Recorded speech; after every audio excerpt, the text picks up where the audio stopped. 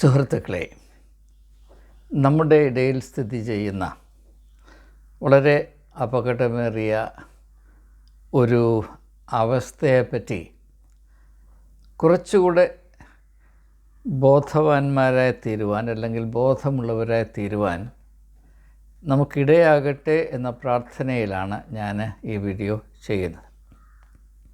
എന്താണ് ഈ അവസ്ഥ? കഴിഞ്ഞ ഒരു വർഷത്തെ എ ടെമ്പിൾ ഓഫ് തോട്ട്സ് എന്ന നമ്മുടെ യൂട്യൂബ് സംഗമത്തിൽ കൂടെ ഞാൻ നിങ്ങളുമായി പങ്കിട്ട വീഡിയോയിൽ വളരെ പരിമിതമായ തോതിൽ വിവിധ സഭകളിൽ നിലനിൽക്കുന്ന ആത്മീകവും ധാർമ്മികവുമായ തകരാറുകളെ വളരെ മിതമായ ഭാഷയിൽ പരാമർശിച്ചപ്പോൾ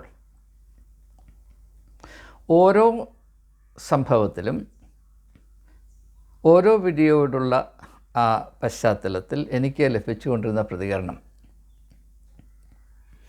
ഞങ്ങളുടെ സഭയുടെ കാര്യത്തിൽ താൻ എന്തിനാണോ കൈ കടത്തുന്നത്? ഞങ്ങളുടെ സഭ മനസ്സിലാക്കാൻ തനിക്കെന്താണ് യോഗ്യതയുള്ളത്? അത് ഞങ്ങൾക്ക് മാത്രമേ അറിയുകയുള്ളൂ. അതുകൊണ്ട് വേറെ വല്ലതും പണിയുണ്ടെന്ന് നോക്ക് എന്നുള്ള പ്രതികരണമാണ്. ഇതെല്ലാവരും ഇങ്ങനെ പ്രതികരിക്കുന്നില്ല എന്ന് ഞാൻ പ്രത്യേകിച്ച് എടുത്ത് പറയേണ്ട കാര്യമില്ല. അതിനാൽ നിയോഗിക്കപ്പെട്ട് ആക്കി വച്ചിരിക്കുന്ന ആളുകൾ അവിടെ കർമ്മം നിർവഹിക്കുന്നു. എന്നാൽ തന്നെയും അതിലടങ്ങിയിരിക്കുന്ന കാഴ്ചപ്പാട് എന്താണ്? അതുകൊണ്ട് ക്രിസ്തീയ സമൂഹത്തിന് എപ്രകാരമുള്ള അപകടമാണ് സംഭവിക്കാവുന്നത് എന്നതിനെപ്പറ്റി നമുക്ക് ഒരു അറിവും ചുമതലയും ഉണ്ടാകണം. ഈ ഒരു യാഥാർത്ഥ്യത്തെ നമുക്ക് കുറച്ചുകൂടെ വ്യക്തമായി മനസ്സിലാക്കാം. ഇപ്പോൾ ഞാൻ കത്തോലിക്ക സഭയിലെ നേതാക്കന്മാർ ചെയ്യുന്ന വഷളത്വത്തെപ്പറ്റി പരാമർശിക്കുമ്പോൾ മറ്റ് സഭകളിലുള്ള എല്ലാവർക്കും അത് സ്വീകാര്യമാണ്, സന്തോഷം കൂടെയാണ്. അതത്ര വ്യക്തമായി പ്രകടിപ്പിക്കുന്നില്ല എങ്കിലും അത് ഏതാണ്ട് സ്പഷ്ടം തന്നെയാണ്. എന്നാൽ കത്തോലിക്ക ഇതര സഭകൾ, അവയിൽ പ്രശ്നമുണ്ടെന്ന് പറയുമ്പോൾ കത്തോലിക്കർക്ക് സന്തോഷവും ആ സഭയിലല്ലാത്ത ബാക്കി എല്ലാ സഭകളിലെ ആൾക്കും സന്തോഷമാണ്. എന്നാൽ പരാമർശിക്കപ്പെടുന്ന സഭയുടെ സംരക്ഷകർക്ക് വലിയ ജ്വരമാണ്. ഇപ്പം മാർത്തോമാക്കാരുടെ പറ്റി ഒരു കാര്യം പറഞ്ഞാൽ അവർക്ക് ദേഷ്യം, ഞങ്ങളുടെ കാര്യത്തിൽ താനെതിനാണ് ഇടപെടും. ബാക്കിയുള്ളവർക്കൊക്കെ സന്തോഷം. ഓർത്തഡോക്സ് കാര്യം പറഞ്ഞാൽ അവർ പറയും താനെതിനാണോ ഞങ്ങളുടെ കാര്യത്തിൽ ഇടപെടുന്നത്, ബാക്കിയുള്ളവർക്ക് സന്തോഷം. CSIക്കാരെ പറ്റി എന്തെങ്കിലും പറഞ്ഞാൽ പറയുന്ന കാര്യം സത്യമാണോ ഇല്ലയോ എന്നതല്ല പ്രശ്നം, അതാർക്കും പ്രശ്നമല്ല. ഇങ്ങനെ പ്രതികരിക്കുന്നവർ താനെതിനാണോ ഞങ്ങളുടെ കാര്യത്തിൽ ഇടപെടുന്നത്, അപ്പോൾ അവർക്ക് ഇഷ്ടം, ബാക്കി എല്ലാവർക്കും ഇഷ്ടം. അല്ല, പെന്തക്കോസ്തുകാരെ പറ്റി എന്തെങ്കിലും പറയുമ്പോൾ അവർക്ക് ഇഷ്ടം, ബാക്കിയുള്ളവർക്ക് ഇഷ്ടം. അപ്പോൾ ഇതിലൊരു അപാകതയുണ്ട് എന്ന് എന്തുകൊണ്ടാണ് ജനം തിരിച്ചറിയാത്തത്? ഇതെന്നെ വളരെയധികം ചിന്തിപ്പിക്കുകയും ചിലപ്പോഴൊക്കെ ചിരിപ്പിക്കുകയും പലപ്പോഴും കരയിപ്പിക്കുകയും ചെയ്യുന്ന ഒരു യാഥാർത്ഥ്യമാണ്. അപ്പോൾ ഇത് സംബന്ധമായി നാം മനസ്സിലാക്കേണ്ട ഒന്ന് രണ്ട് ലളിതമായ കാര്യങ്ങൾ. ആദ്യമായി, സഭാ നേതാക്കന്മാർ പൊതുരംഗത്ത് വന്ന് നടത്തുന്ന പ്രസ്താവനകൾ ഭൂരിപക്ഷവും അവർ അവരുടേതായ സഭാ വിഭാഗങ്ങളെ മാത്രം പ്രതിനിധീകരിച്ച് ചെയ്യുന്ന പ്രസ്താവനകളാണ് എന്ന നിലയിലല്ല. പിന്നെയോ കേരളത്തിലെ ക്രിസ്തീയ സമൂഹത്തെ ആകമാനം പ്രതിനിധാനം ചെയ്തുകൊണ്ട് അവർ എടുക്കുന്ന നിലപാടുകളും ചെയ്യുന്ന പ്രസ്താവനകളുമാണ്. ഉദാഹരണമായിട്ട് ഞാൻ ഇതിന് മുൻപ് ചെയ്ത വീഡിയോയിൽ മാർ പെരുന്തോട്ടം നടത്തിയ പ്രസ്താവന കേരളത്തിലെ യുവജനങ്ങളെ മുഴുവനും പ്രതിനിധാനം ചെയ്തുകൊണ്ടാണ്. കേരളത്തിലെ യുവജനങ്ങളെ പ്രതിനിധാനം ചെയ്യാൻ അദ്ദേഹത്തിന് ആരാണ് ഈ അവകാശം കൊടുത്തതെന്ന് അദ്ദേഹത്തിനും അറിയില്ല, നമുക്കും അറിയില്ല. പക്ഷെ അങ്ങനെയാണ് അദ്ദേഹം സംസാരിച്ചത്. പാമ്പ്ലാനി പിതാവ് മലയോര കർഷകർക്ക് വേണ്ടി തുപ്പിപ്പാള എടുത്ത് പ്രസംഗിച്ചപ്പോൾ ഒരു സഭയുടെ പ്രതിനിധിയായിട്ടല്ല അദ്ദേഹം പ്രസംഗിച്ചത്. ഒരു സമൂഹത്തിലെ ഒരു ഘടകത്തിൻ്റെ സ്വയം അവതരിപ്പിക്കപ്പെട്ട നേതാവായിട്ടാണ് അദ്ദേഹം സംസാരിച്ചത്. അങ്ങനെ അനേക ഉദാഹരണങ്ങൾ എനിക്ക് പറയാൻ കഴിയും.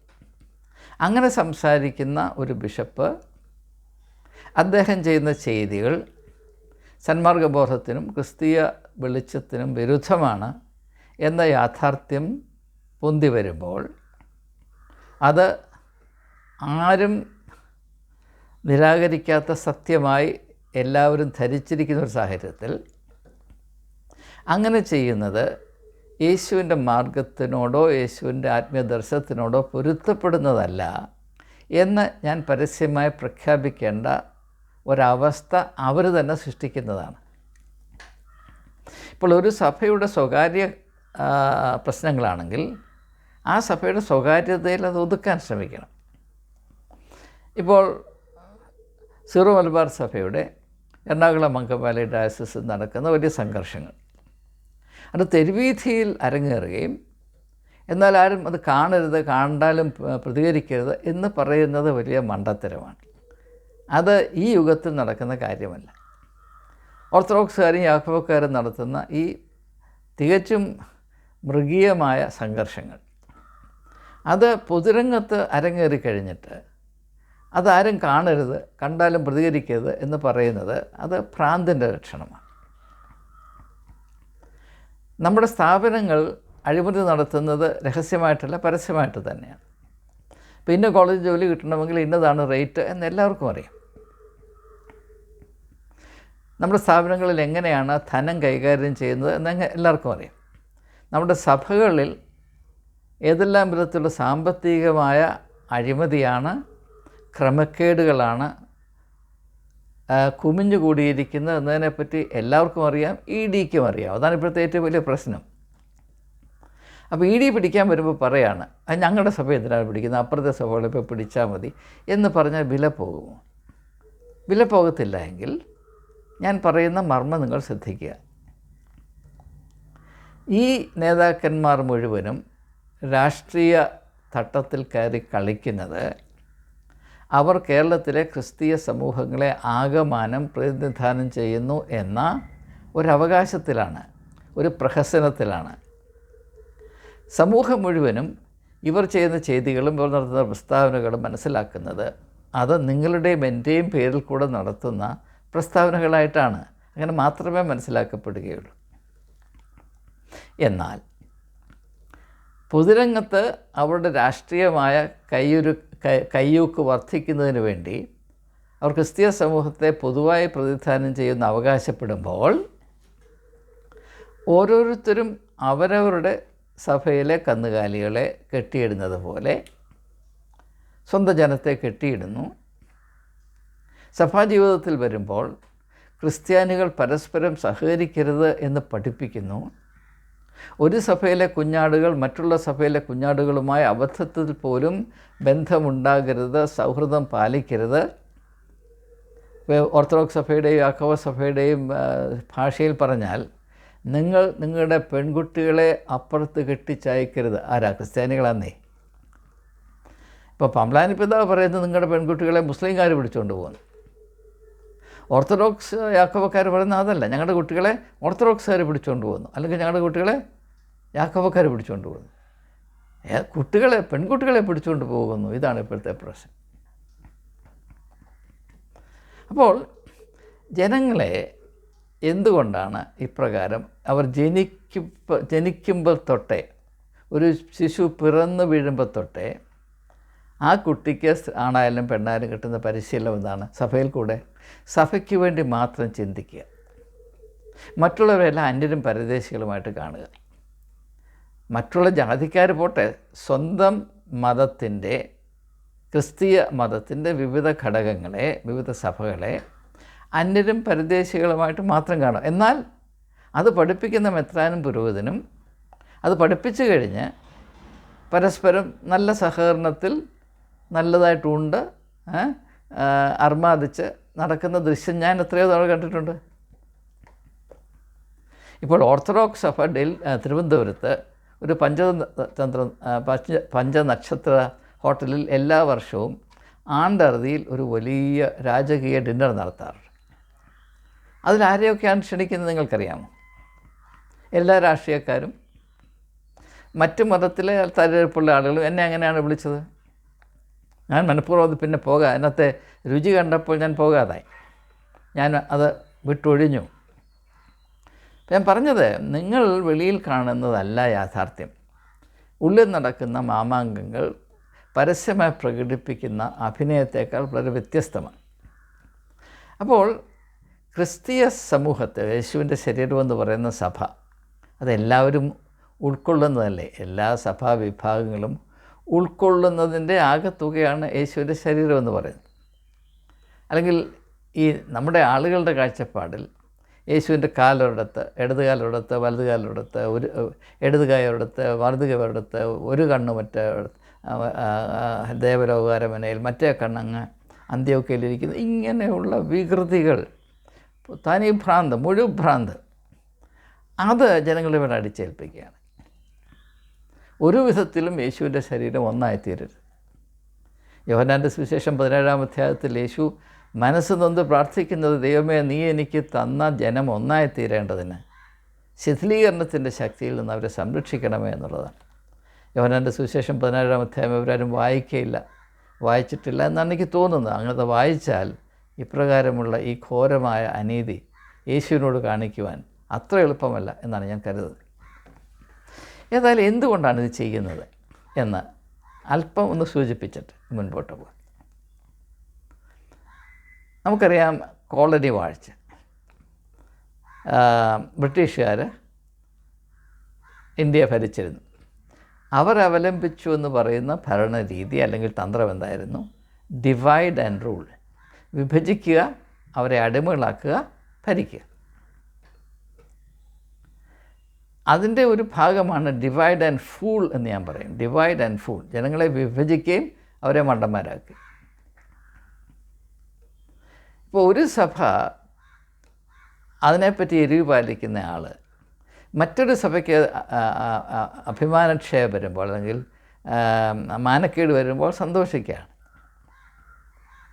അതേ വ്യക്തികൾ അവർക്ക് മാനഹാനി വരുമ്പോൾ കരയുകയും മറ്റുള്ളവർക്ക് മാനഹാനി വരുമ്പോൾ സന്തോഷിക്കുകയും ചെയ്യുക, എന്നിട്ട് ഒരേ ശരീരമാണെന്ന് പറയുകയും ചെയ്യുക. അപ്പോൾ ഇത് വെറും പച്ചക്കള്ളമാണ്. ഞായറാഴ്ച തോറും ദൈവസന്നിധിയിലെന്ന് പറഞ്ഞിരുന്ന വിശ്വാസ പ്രമാണം പറയും, ലോകത്തിലുള്ള എല്ലാ സഭകളും ഒന്നാണ്. I believe in the one holy catholic apostolic church. എന്താണ്? ഈ എല്ലാ സഭകളും കൂടെ ചേരുന്നതാണ് ഹോളി കാത്തലിക് അപ്പസ്റ്റോളിക് ചർച്ച്. അത് ഞാൻ വിശ്വസിക്കുമെന്ന് പറയുകയും തൻ്റെ അണികളെ പറഞ്ഞ് മനസ്സിലാക്കുന്നു, ഒരിക്കലും മറ്റവനോട് സഹകരിച്ച് പോകരുത്. വിഭാഗീയ ചിന്ത മാത്രം അതിൻ്റെ വിഷവിത്ത് ജനങ്ങളുടെ മനസ്സിൽ വിതയ്ക്കുകയും ചെയ്യുക.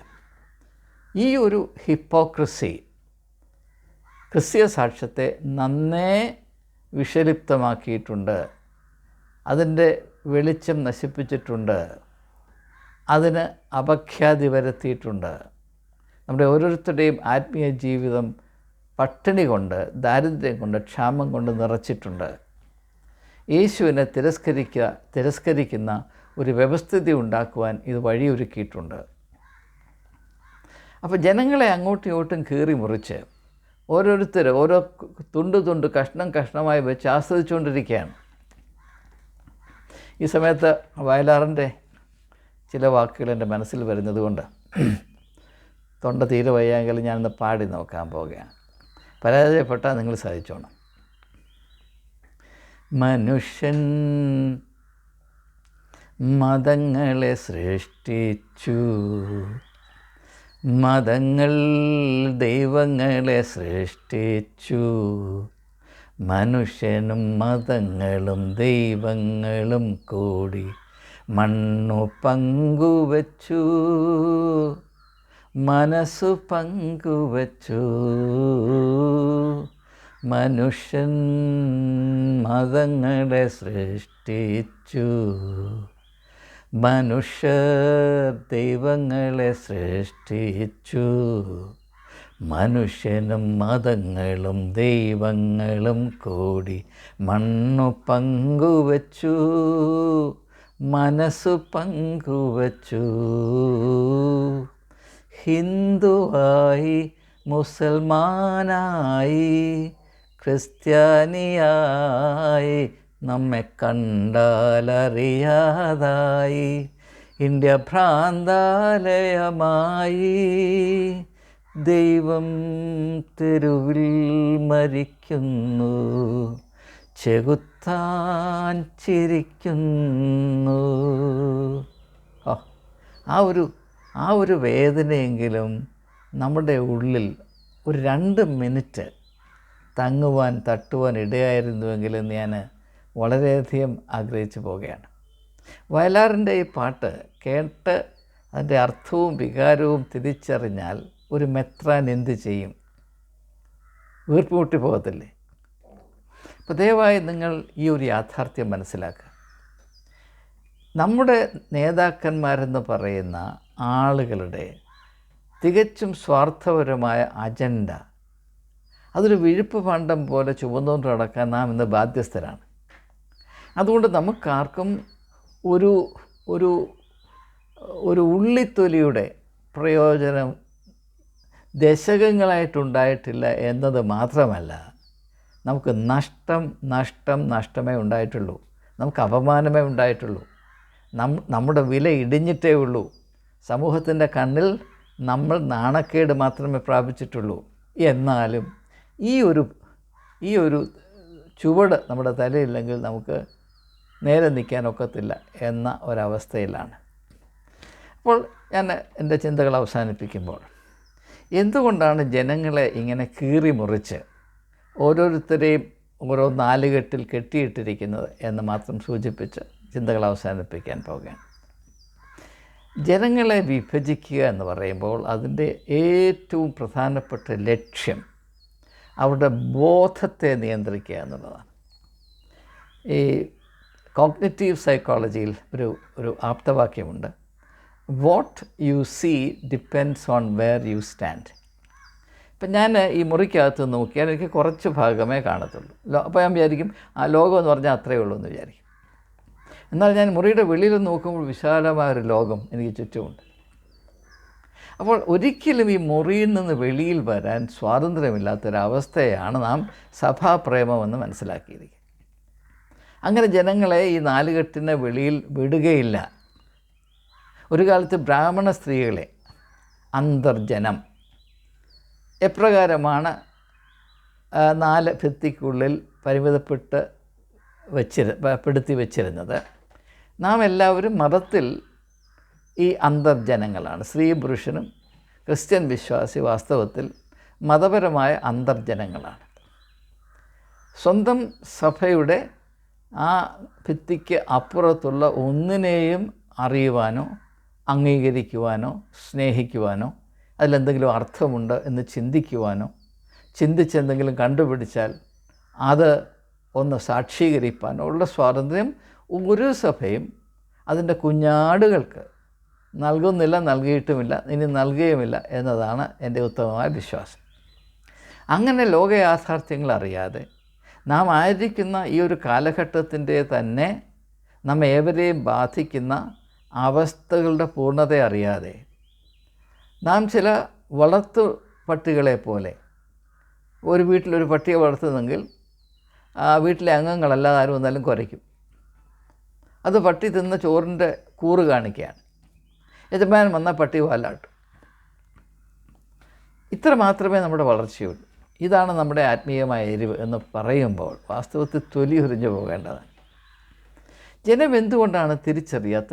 അതാണ് എന്നെ ഏറ്റവും കൂടുതൽ ചിന്താക്കുഴപ്പത്തിലാക്കുന്നത്. ഇത്രമാത്രം പ്രകടമായ ഒരു അധപ്പതനം, ഇത്രമാത്രം വികൃതമായ ഒരു വ്യവസ്ഥിതി, ഇത്രമാത്രം സ്പഷ്ടമായ ഒരനീതി, ഒരന്ധകാരം എന്തുകൊണ്ടാണ് ജനം തിരിച്ചറിയാത്തത്? നിങ്ങൾക്ക് നെഞ്ചത്ത് കൈവച്ച് പറയാൻ കഴിയുമോ, എൻ്റെ സഭയ്ക്ക് ഉള്ളിൽ സ്ഥിതി ചെയ്യുന്ന ചീഞ്ഞളിഞ്ഞ അവസ്ഥയെ എന്നേക്കുമായി സംരക്ഷിക്കുന്നതാണ് എനിക്ക് എൻ്റെ സഭയോട് കാണിക്കാവുന്ന ഏറ്റവും നല്ല കൂറ്, അല്ലെങ്കിൽ വിശ്വസ്തത, അല്ലെങ്കിൽ എൻ്റെ സഭയ്ക്ക് ഞാൻ ചെയ്യാവുന്ന ഏറ്റവും നല്ല സേവനം അതാണ് എന്ന് നിങ്ങൾക്ക് യഥാർത്ഥത്തിൽ പറയാൻ കഴിയുമോ? പിന്നെ എന്താണിങ്ങനെ? നമ്മുടെ ഇടയിൽ പ്രശ്നങ്ങളുണ്ട്. പ്രശ്നങ്ങളില്ല എന്ന് പറയുന്നത് പച്ചക്കള്ളമാണ്. പ്രശ്നങ്ങൾ ഉണ്ടാകുന്നത് സ്വാഭാവികമാണ്. പക്ഷേ പ്രശ്നങ്ങളുണ്ടെങ്കിൽ അത് എന്തെന്ന് തിരിച്ചറിയുകയും പ്രശ്നങ്ങൾക്ക് പോംവഴി കണ്ടുപിടിക്കുകയും ചെയ്യണം. അതിന് പകരം യാഥാർത്ഥ്യത്തിനെതിരെ വാളും എടുത്തുകൊണ്ടിറങ്ങിയാൽ അങ്ങനെയുള്ളവർക്ക് ഭ്രാന്താണ് വാസ്തവത്തിൽ. അവരാണ് സഭയുടെ ഉന്നമനത്തിന് വഴിമുടക്കം നടത്തുന്ന സഭയുടെ ഏറ്റവും വലിയ ശത്രുക്കൾ. സഭയുടെ ശാപം ഇവരാണ് എന്നത് മനസ്സിലാക്കുക. പക്ഷേ മെത്രാന്മാരുടെ കൂറ് ഏറ്റവും കൂടുതൽ പിടിച്ചു പറ്റുന്നത് ഇങ്ങനെയുള്ള ഈ വളർത്തു മൃഗങ്ങളാണ്. ശത്രുക്കളെന്ന് വിചാരിക്കുന്നവരെ കുരയ്ക്കുക, അവസരം കിട്ടിയാൽ കടിക്കുക, യജമാനെ കാണുമ്പോൾ വാലാട്ടുക, വെള്ളമൂറുക, ഇങ്ങനെയുള്ള മൃഗതുല്യമായ അവസ്ഥയിലേക്ക് മനുഷ്യൻ അധപ്പതിച്ചു പോകാൻ വഴിയൊരുക്കുന്നവർ ശപിക്കപ്പെട്ടവരാണ്. ദൈവം സൃഷ്ടിച്ച മനുഷ്യ അന്തസ്സ് അതിനെ ഇത്രമാത്രം വികൃതമാക്കാൻ, ആ വികൃതമാക്കുന്നതിൽ കൂടെ അവരുടെ അധികാരം ഉറപ്പിക്കുവാൻ, അവരുടെ ലാഭം വർദ്ധിപ്പിക്കുവാൻ, ഏത് അധർമ്മവും ചെയ്യാനുള്ള ലൈസൻസ് പ്രാപിക്കാനായി ശ്രമിക്കുന്ന വ്യക്തികൾ ശപിക്കപ്പെട്ടവരാണ്. അത് തിരിച്ചറിയുവാൻ വിശ്വാസജനം ധൈര്യം കാണിക്കണം. നമ്മെ ഇപ്രകാരം കീറിമുറിച്ച് വെച്ചതുകൊണ്ട് നമുക്കാർക്കെങ്കിലും വ്യക്തിപരമായിട്ടോ യേശുവിൻ്റെ നാമത്തിന് പൊതുവായിട്ടോ യാതൊരു നന്മയും നേട്ടവും ഉണ്ടാകാൻ പോകുന്നില്ല. മാത്രവുമല്ല, ഭാരതത്തിൻ്റെ ചരിത്രം നിങ്ങൾ പഠിച്ചാൽ 1000 വർഷം ഭാരതം ഒരു അടിമരാജ്യമായി നിന്നതിൻ്റെ കാര്യം ഭാരതത്തിൽ ഒരിക്കലും ഐക്യമില്ലായിരുന്നു എന്നതുകൊണ്ടാണ്. അതേ അവസ്ഥ നമ്മുടെ ഇടയിൽ സൃഷ്ടിച്ചു വച്ചിരിക്കുന്നത് ഈ അനൈക്യം കൊണ്ട് അർഹിക്കാത്ത അധികാരവും ധിക്കാരവും അളവില്ലാത്ത ഭൗതികമായ നേട്ടവും ഭോഗവും പ്രാപിച്ച് ആത്മീയമായി കണ്ണടഞ്ഞു പോയ ചില മതമാടമ്പികളുടെ ആ പൈശാചികമായ താല്പര്യങ്ങളും സമീപനങ്ങളും നാം അതിന് സ്വമേധയായി നമ്മെ തന്നെ സമർപ്പിച്ചു കൊടുത്ത നമ്മുടെ ഉത്തരവാദിത്വ ബോധമില്ലായ്മയുമാണ്. നാം അടിമകളാണ്. അതുകൊണ്ട് ഞാൻ ആദ്യം പറഞ്ഞതുപോലെ ജനത്തെ ഇപ്രകാരം കീറിമുറിച്ച് ക്രിസ്ത്യാനികൾ പരസ്പരം അറിയുകയോ സഹകരിക്കുകയോ ചെയ്യാത്ത വിധത്തിൽ ഓരോ കഷ്ണങ്ങളെയും മാറ്റി വെച്ച് അവരുടെ ബോധതലങ്ങളെ പരിമിതപ്പെടുത്തി ഇങ്ങനെ കീറിമുറിച്ച് വെക്കുന്നതിൻ്റെ ഏക ലക്ഷ്യം അവരുടെ ബോധത്തെ പരിമിതപ്പെടുത്തുക. പൊതുവായ ഒരറിവ്, ഒരു ബോധം ക്രിസ്ത്യാനിക്ക് ഉണ്ടാകാതിരിക്കുക. ഓരോ ക്രിസ്ത്യാനിയുടെയും ശ്രദ്ധ അവൻ്റെ സഭയ്ക്ക് എന്ത് കിട്ടും അല്ലെങ്കിൽ എന്ത് നഷ്ടം വരും എന്നത് മാത്രമാക്കി തീർക്കുക. ഇങ്ങനെ മനുഷ്യൻ്റെ ബോധം അസ്തമിപ്പിച്ചാൽ മാത്രമേ, അല്ലെങ്കിൽ നന്നേ കുറച്ചാൽ മാത്രമേ അടിമത്വത്തിൽ അവനെ നിലനിർത്തുവാൻ സാധ്യമാകുകയുള്ളൂ. എന്തുകൊണ്ടാണ് മനുഷ്യന് മൃഗങ്ങളെ അടിമകളാക്കി ഉപയോഗിക്കാൻ കഴിയുന്നത്? ഇപ്പോൾ ഒരു കഴുത അപ്രകാരം നിന്നു തരുന്നത് അതിന് ബോധമില്ലാത്തത് കൊണ്ടാണ്. ഏതെങ്കിലും ഒരു കഴുതയ്ക്ക് എന്നെങ്കിലും ബോധം ഉദിച്ചാൽ, അനാവശ്യമായി അതിൻ്റെ പുറത്ത് ഒരു ഭാണ്ഡം വെച്ചാൽ അതൊരു തൊഴി വെച്ച് തരും. പക്ഷേ കഴുതയുടെ ഇതുവരെയുള്ള സ്വഭാവം അനുസരിച്ച് അതിന് ബോധമില്ലാത്തത് കൊണ്ടാണ് എൻ്റെ പുറത്ത് ഈ വിഴുപ്പ് ഭാണ്ഡം വെച്ചെങ്കിൽ എനിക്ക് നടക്കാനൊക്കത്തുള്ളൂ. അങ്ങനെ പരിശീലിപ്പിക്കപ്പെട്ട കഴുത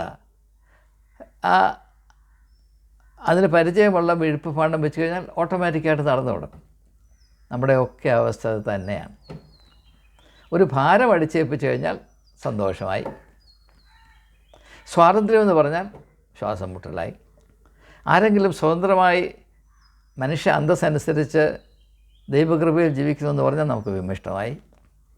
അവൻ അപകടകാരിയാണെന്ന് പറയുന്നു, അവനെ അടിച്ചോടിക്കണമെന്ന് പറയുന്നത് ആരാണ്?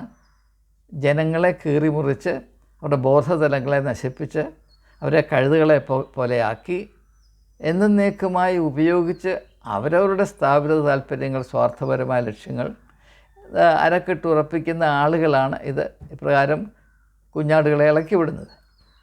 ഇതൊരു വലിയ നാണക്കേടാണ്, അപഹാസ്യമാണ്. യേശുവിൻ്റെ പേരെടുക്കുന്ന ഒരു വ്യക്തിക്കും സംഭവിച്ചുകൂടാത്ത ഒരു വലിയ ദുരന്തമാണിത് എന്ന് പറയേണ്ട ഒരു ഗതികേടുണ്ടായി. അതുകൊണ്ട് ഞാൻ പറഞ്ഞു പോവുകയാണ്. ഇന്ത്യ ഭ്രാന്താലയമായി, കേരളം ഭ്രാന്താലയമാണെന്ന് നമുക്കറിയാം. സ്വാമി വിവേകാനന്ദൻ പറഞ്ഞു. അതിന് വലിയ മാറ്റമൊന്നും സംഭവിച്ചിട്ടില്ല. ഓരോരോ കാര്യങ്ങൾ നമ്മുടെ ഇടയിൽ നടക്കുമ്പോൾ ഇത് ഏത് ആലയമാണ്, പ്രാർത്ഥനാലയമാണോ, ഭ്രാന്താലയമാണോ, കള്ളന്മാരുടെ ഗുഹയാണോ എന്നൊക്കെ നമ്മൾ തീരുമാനിക്കേണ്ട ഒരു കടമ നമുക്കുണ്ട് എന്ന് മാത്രം സൂചിപ്പിച്ചുകൊണ്ട് ഞാൻ വാക്കുകൾ ഉപസംഹരിക്കുകയാണ്.